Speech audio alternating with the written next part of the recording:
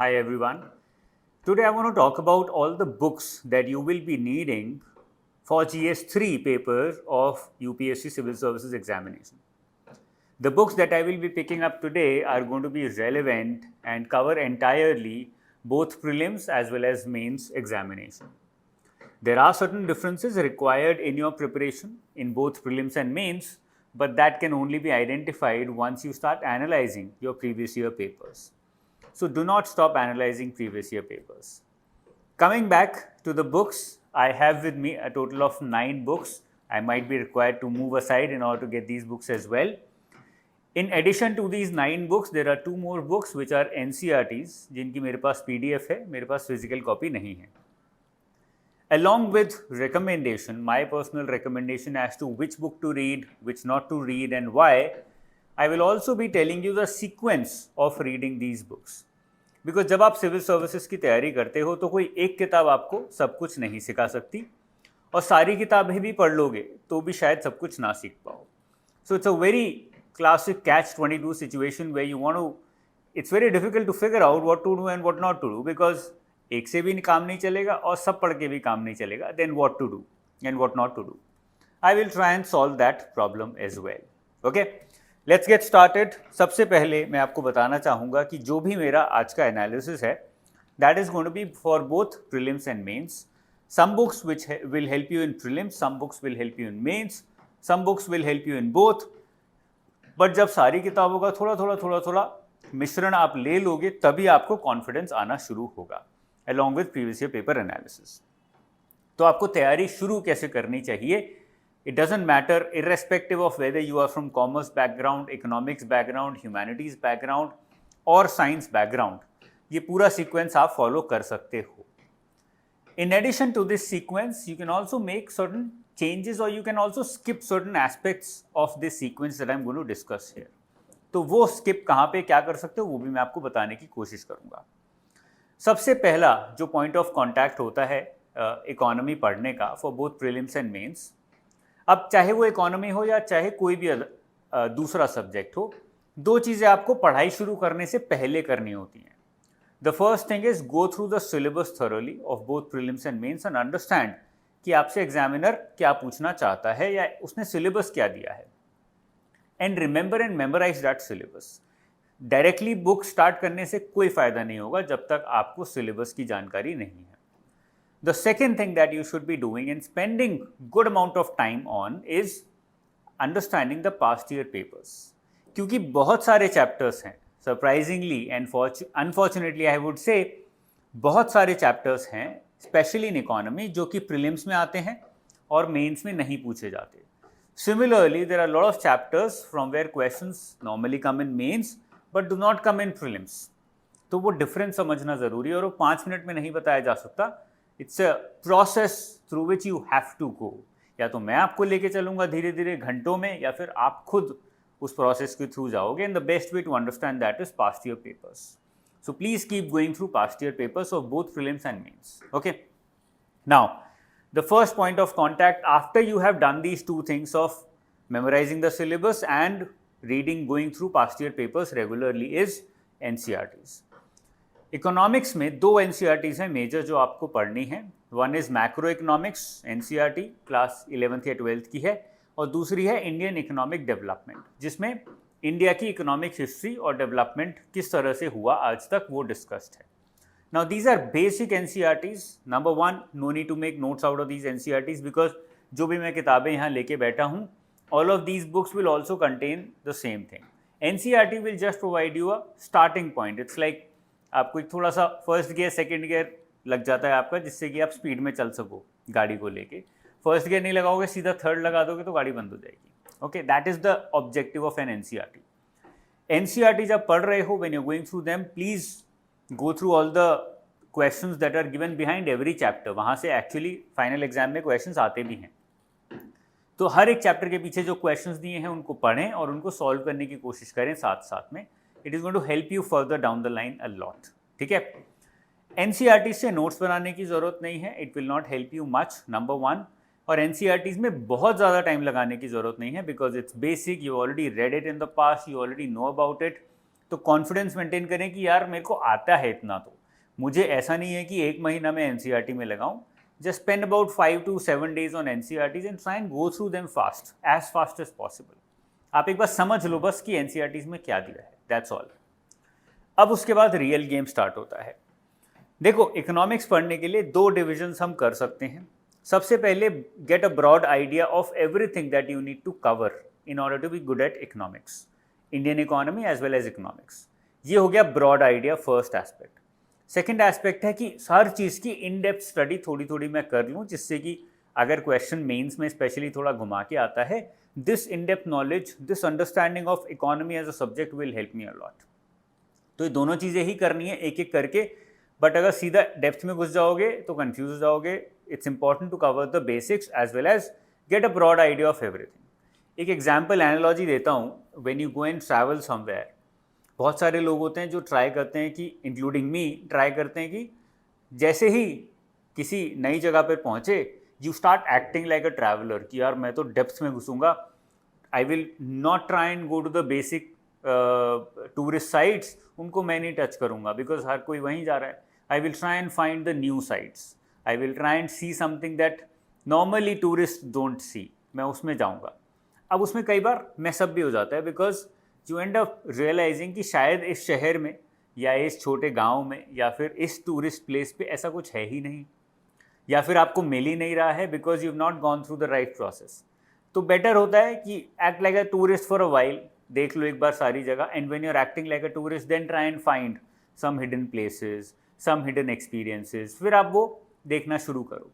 तो कई बार ये गलती tourist, when we are travelling we make the same mistake, और we try and be different, और उस डिफरेंट होने के चक्कर में हम गड़बड़ कर देते हैं. यहाँ पर भी सेम मिस्टेक होने के चांसेस हैं. ब्रॉड एस्पेक्ट्स पूरे इकोनॉमी, इंडियन इकोनॉमी, इकोनॉमिक्स के नहीं पढ़ोगे तो डेप्थ में जाना मुश्किल हो सकता है. You might not be able to understand anything at all. इसीलिए ब्रॉड आइडिया लेना ज़रूरी है. इसके लिए 3 मेजर बुक्स हैं जो मैं रिकमेंड करूँगा, जिनमें से कोई भी एक उठा सकते हो. The first one is Ramesh Singh, जो काफ़ी पॉपुलर किताब है, सबको पता है ये किताब. It covers almost everything that is specially asked in prelims examination.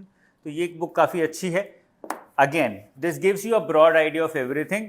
बहुत सारे चैप्टर्स, टॉपिक्स पढ़ते हुए you might get this feeling कि यार मुझे कुछ समझ नहीं आ रहा है, इसमें तो बहुत बेसिक दिया है या बहुत कम दिया है. He is not talking in detail about these aspects and I want to read more about it. I still don't get it, मेरे ऊपर से जा रहा है. Let it go over your head, it's fine, because इसका objective ही है कि आपको सब कुछ ब्रेड्थ आपको एक बार परोस के एक थाली में उसने दे दिया. That is the objective. Another similar book is by IAS Nitin Singhania sir. ये भी काफ़ी अच्छी किताब है.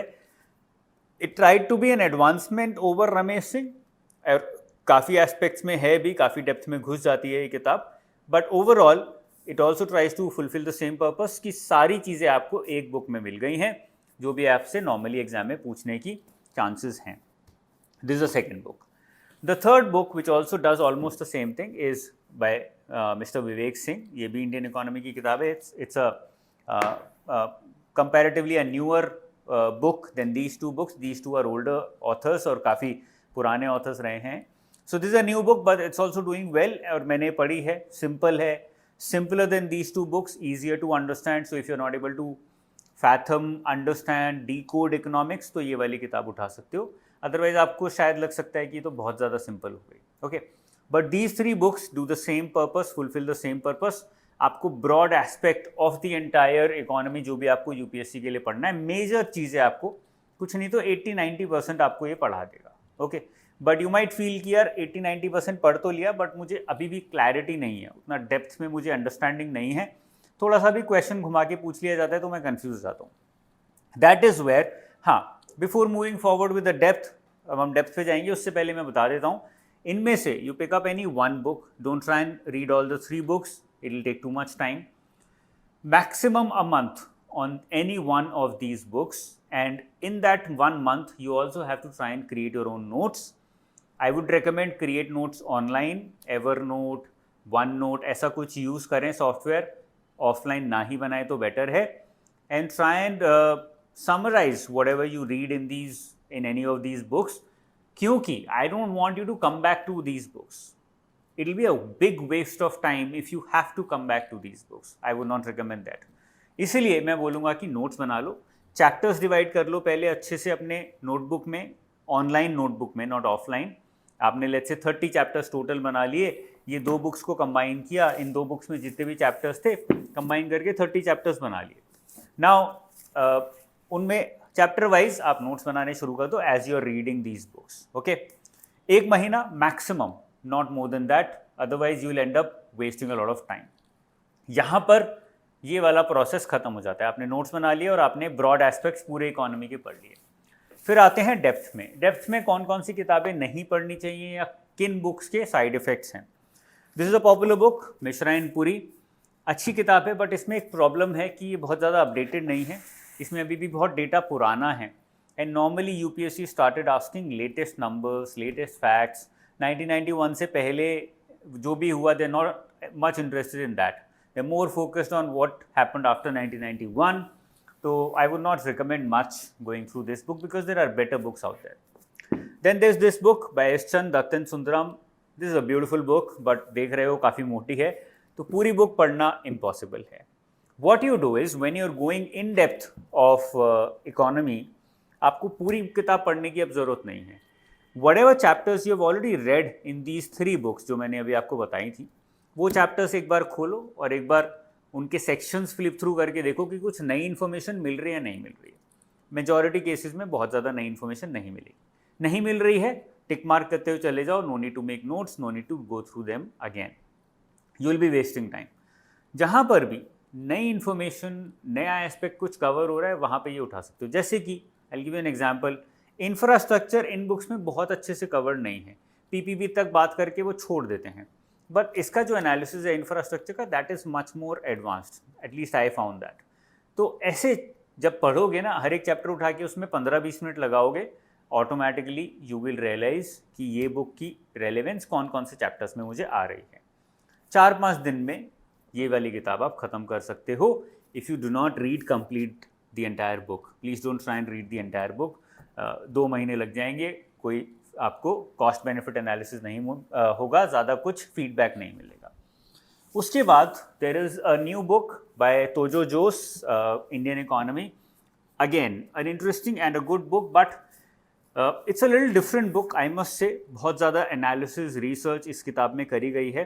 So try and read it as a supplement. जब मन करे कुछ पढ़ने का तो उठा लिया, which rarely happens, but that is the only purpose of this book, क्योंकि इसका जो एनालिसिस है, although it's amazing, but at the same time it's going beyond what is normally asked in UPSC. उतना डेप्थ में हमें requirement होती नहीं है, but I just kept this book so that you have an idea कि इसके advantages क्या हैं, डिसएडवांटेजेस क्या हैं. Then there is this book India Since Independence by Bipin Chandra. ऐसे ही there is another book by Ramchandra Guha also, After Independence, India After Gandhi. Both are similar, ये थोड़ी ज़्यादा स्ट्रक्चर्ड है, वो थोड़ी नॉवल फॉर्मेट में है। अब एज आई सेड, 1991 से पहले जो भी हुआ उसमें बहुत ज़्यादा यूपीएससी का फोकस अब नहीं है, they more focused on after reforms what has happened. That is why this book is only for perspective, this book is not for the examination. So if you are bored of starting, you want to take a break of a week, then you can probably pick this up, complete it in a week. पढ़ो so that ways you might feel more refreshed. यार normal course book से हटा के कुछ मैंने अलग पढ़ लिया, that would be the only objective. As I said, it will give you good opinion, good perspective, good understanding of what has happened in Indian economy since independence, but it will not help you much, at least now, okay. फिर ये last 2 किताबें हैं, and I love these books. These are by doctor Uma Kapila.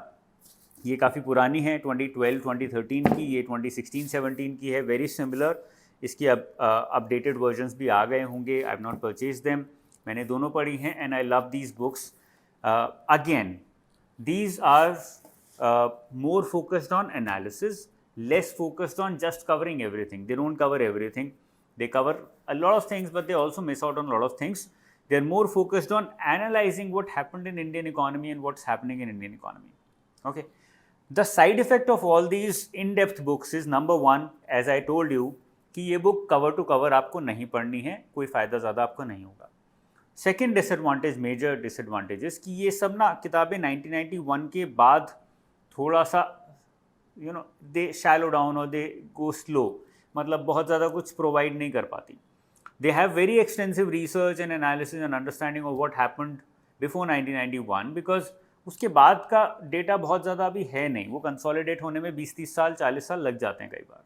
That is why probably they are not able to provide good opinions, in depth opinions on movement of Indian economy since 1991. 2005, 6, 8 तक फिर भी बता देंगे, उसके बाद बिल्कुल स्टैग्नेंसी आ जाती है. ये सब में प्रॉब्लम्स है और उसका सोल्यूशन भी मैं आपको बताऊंगा अभी थोड़ी देर में. तो इन सारी किताबों में से try and pick up probably any one. I would recommend either Uma Kapila और Dattan Sundaram. Tried and tested हैं, दोनों अच्छी किताबें हैं, दोनों काफ़ी स्ट्रक्चर्ड हैं. Dattan Sundaram is even more structured than Uma Kapila. Use them as a supplement. जब आपने पूरा इकोनॉमी पढ़ लिया, ब्रेड्थ आपको आ गई, फिर use it as a supplement as I told you, the manners as I told you, कि उसमें से उठाओ, चैप्टर्स उठाना शुरू करो. जो भी आपको नया टॉपिक लग रहा है चैप्टर्स के अंदर, वो अपने नोट्स में ऐड करना शुरू कर दो. Otherwise start skipping, tick mark करो, आगे बढ़ो आगे बढ़ो. 5-6 दिन में आपकी पूरी किताब खत्म हो जानी चाहिए इस तरह से.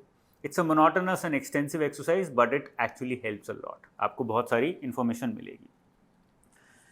Now let's come to the last aspect which is current affairs. आपका काम इकोनॉमी का ये किताबें पढ़ के ख़त्म नहीं होता है.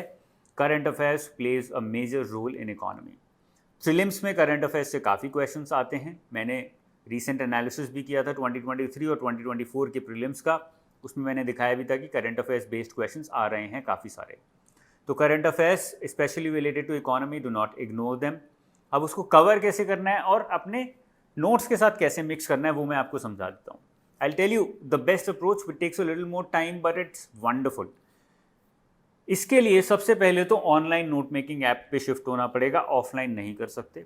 ऑनलाइन लेट्स से मैंने वन नोट यूज़ किया क्योंकि वो फ्रीली अवेलेबल है मार्केट में अभी के लिए. वन नोट में मैंने 30 चैप्टर्स बना लिए और एक लास्ट चैप्टर मिसलेनियस बना लिया. Whatever is not there in these 30 मैं उसमें डालता रहूँगा. Miscellaneous is only for current affairs.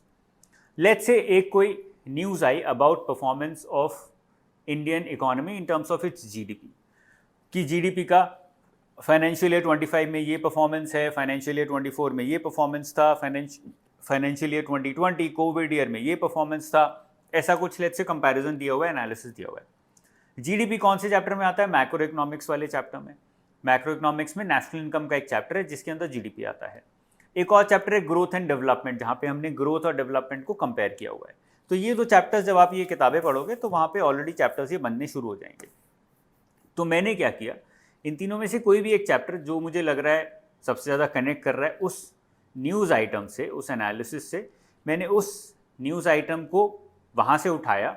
ऐसा नहीं कि सब कुछ नोट डाउन करना शुरू किया, वहाँ से उठाया, पिक्चर खींच ली, गूगल लेंस यूज़ कर लिया, कुछ भी करके वहाँ से उठाया और यहाँ पे डाल दिया. That's it.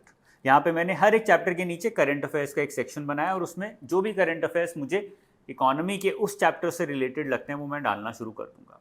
होगा क्या, जैसे ही आपके 6-7 महीने ख़त्म हो जाएंगे पढ़ाई करते हुए, यू विल फील कि मेरी अंडरस्टैंडिंग इकोनॉमी की एज अ होल नहीं है अब, बट चैप्टर वाइज सेग्रीगेटेड है. उसमें फ़ायदा क्या होगा? फ़ायदा ये होगा जैसे एग्जाम में क्वेश्चन आता है you will be able to segregate that question also, कि यार ये क्वेश्चन इकोनॉमी के फलाना चैप्टर में से पूछा गया है, इस चैप्टर में मैंने ये सारा करंट अफेयर्स पढ़ा था, वहाँ से क्या मैं निकाल पा रहा हूँ कुछ या नहीं निकाल पा रहा हूँ. So the decision making exercise that you have to do will be much faster. और ये स्पेशली काम आता है मेंस में, क्योंकि मेंस में जो क्वेश्चन हैं वो थोड़े टिपिकल हैं, इतने आसान भी नहीं हैं, दिखने में आसान लगते हैं बट थोड़े से मुश्किल होते हैं. उस केस में जब आप ये एक्सरसाइज करोगे, और ये आपके लिए कोई नहीं करेगा, आपको खुद ही करना पड़ेगा, जब आप ये एक्सरसाइज करोगे तो automatically you start feeling more confident day after day, और वो कॉन्फिडेंस आपको अल्टीमेटली एग्जाम में हेल्प भी करेगा. ठीक है. So this is something that you have to do. अपने नोट्स को नंबर 1 थोड़ा जल्दी बनाने की कोशिश करें, ऑनलाइन बनाएं. एनसीईआरटीज़ के नोट्स ना बनाएं जो ब्रॉड चैप्टर्स कवर कर रही हैं किताबें. Make notes from these. No need to make heavy notes from these books which are providing in-depth analysis. We are summarizing everything. और जो भी सप्लीमेंट्री इन्फॉर्मेशन मिलती है वो अपने नोट्स में ऐड कर लें. और फाइनली जब करंट अफेयर्स पढ़ना शुरू करें तो करंट अफेयर्स में से इस तरह से चैप्टर वाइज आप सेग्रीगेट करना शुरू कर सकते हो. You might not be able to segregate all the current affairs into these 30 chapters, या फिर हो सकता है हमेशा ना भी कर पाओ. It's okay. जितना करोगे उतना ज़्यादा हेल्पफुल है. So try and maximise this कि मैं हर मंथ जब करंट अफेयर्स पढ़ता हूँ तो मैं इकोनॉमी वाला section at least chapter wise divide कर दूँ. 4-5 घंटे थोड़े ज़्यादा लगेंगे but will help me a lot.